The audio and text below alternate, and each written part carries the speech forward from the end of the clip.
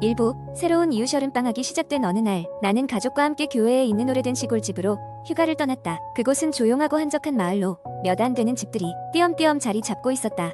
우리 가족은 그 집을 아주 저렴하게 빌릴 수 있었는데 이는 곧 그 이유를 알게 되었다. 집에 도착한 첫날, 나는 집 주변을 둘러보기로 했다. 높은 풀들이 자라있는 정원과 오래된 나무들이 우거진 숲길을 걷다 보니 낯설지만 왠지 모르게 익숙한 느낌이 들었다. 그러다 마주친 건 바로 옆집에 사는 노부부였다. 그들은 약간 음산해 보였고 얼굴에는 환영하는 표정이라고는 찾아볼 수 없었다. 노부부는 우리를 보자마자 무거운 목소리로 단 한마디만 건넸다. 밤에는 나가지 마시오. 이부. 문득 이상한 소리. 첫날 밤이 다가오고 가족들은 다들 긴 여행에 피로로 인해 일찍 잠들었다. 그런데 나는 도무지 잠이 오질 않았다. 창밖에서 들려오는 이상한 소리 때문이었다. 그것은 바람소리와 비슷했지만 인간의 목소리 같기도 했다.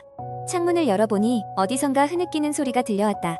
나는 호기심에서 그 소리가 나는 곳으로 발걸음을 옮겼다. 아까 만났던 노부부의 경고가 문득 떠올랐지만 그저 늙은이들의 헛소리라 치부하고 말았다. 집을 나서자마자 나는 그 소리가 숲속에서 난다는 것을 알 수 있었다. 호기심은 점점 커져갔고 나는 소리를 따라 숲속으로 걸음을 옮겼다. 3부, 숲속에 발견 몇 분을 걸었을까? 나는 작은 공터에 다다랐다. 그곳에는 낡고 오래된 우물이 있었다. 그리고 우물 주변에는 수많은 종이 쪽지가 흩어져 있었다. 가까이 가서 쪽지를 집어들어 보니 전부 비슷한 문장이 적혀 있었다. 미안해. 내가 그런 줄 몰랐어. 돌아와줘. 소름이 돋았다. 그 순간 우물에서 방금 전 들었던 그 느끼는 소리가 다시 들려왔다. 나는 두려움에 떨며 우물 속을 살펴보았지만 그 안은 어두컴컴해 아무것도 보이지 않았다. 갑자기 뒤에서 바람이 불더니 누군가의 속삭임이 내 귓가에 맴돌았다. 돌아가. 그가 온다.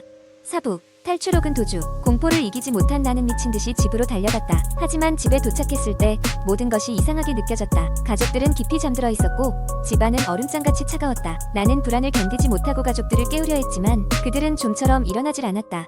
그때 창밖에서 그 노부부가 우리 집을 응시하고 있는 것을 보았다. 그들의 눈은 붉게 타올랐고 뭔가 말하려는 듯 입을 움직이고 있었다. 그 순간 나는 이해했다.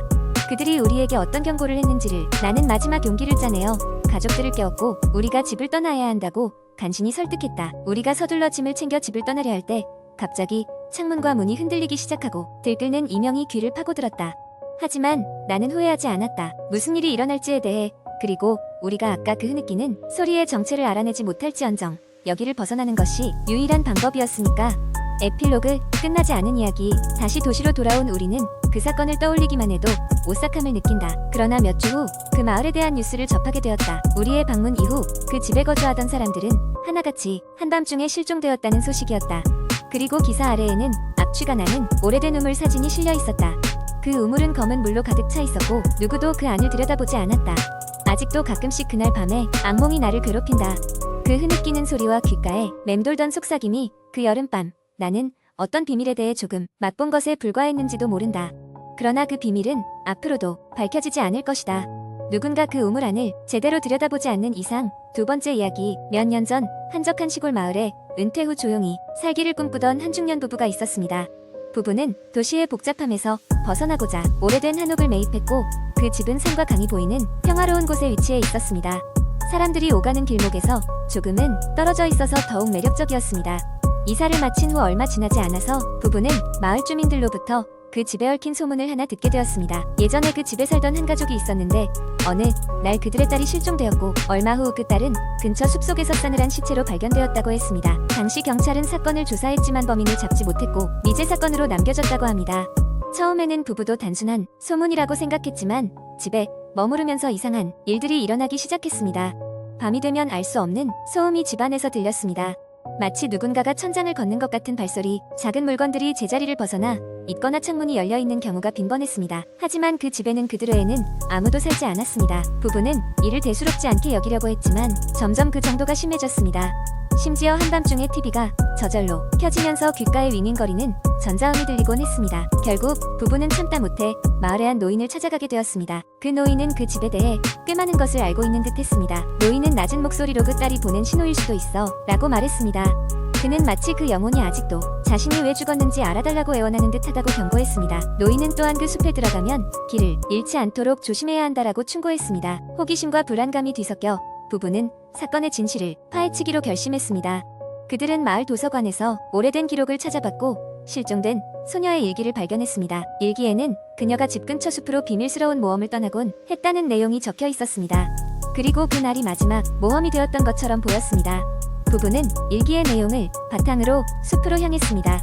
숲은 낮인데도 불구하고 음침하고 어두운 기운이 감돌았습니다.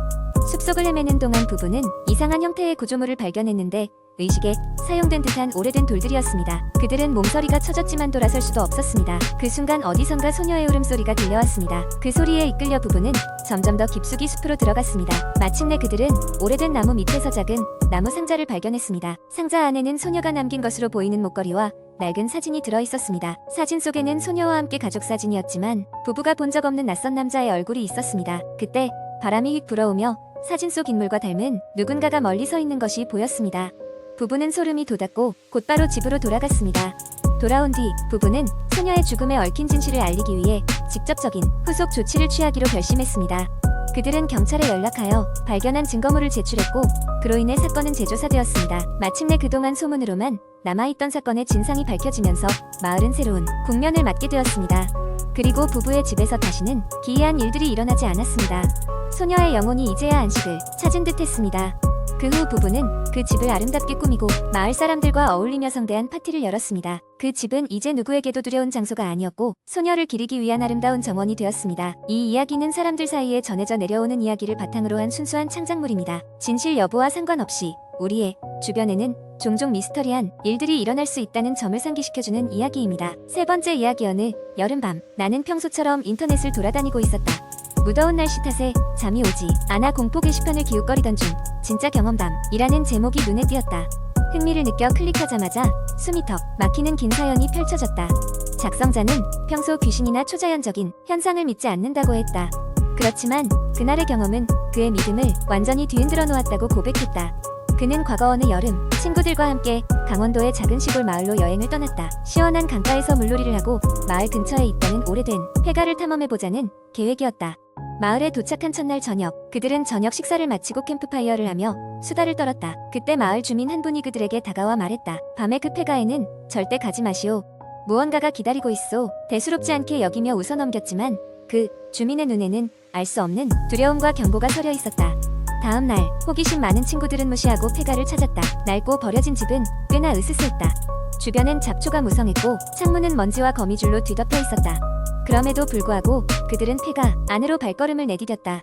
거친 바닥에는 오래된 신문지와 깨진 유리 조각들이 널려 있었다. 그들은 플래시를 손전등 삼아 어두운 방들을 하나하나 둘러보기 시작했다. 그러던 중 한 친구가 2층에서 이상한 소리를 들었다고 했다. 누군가 우는 소리가 들리는데 몇몇은 겁에 질려 다리가 떨릴 정도였고 나머지는 그 소리에 귀를 기울였다. 정말로 들리기 시작하는 느낌 소리. 모두 얼굴이 창백해졌다. 하지만 그 중에서도 용감했던 한 친구가 말했다. 확인해보자. 그는 선두에 서서 2층으로 올라갔다. 2층은 더욱 음침했다. 방 안으로 들어가니 흐느낌 소리는 한층 더 또렷해졌다. 방 한 구석에서 한 소녀가 등을 돌린 채 앉아있었다. 그녀의 머리카락은 길게 늘어져 있었고 낡아빠진 옷을 입고 있었다. 친구들은 얼어붙은 채 그녀를 바라봤다. 갑자기 한 친구가 용기를 내어 말을 걸었다. 괜찮아요.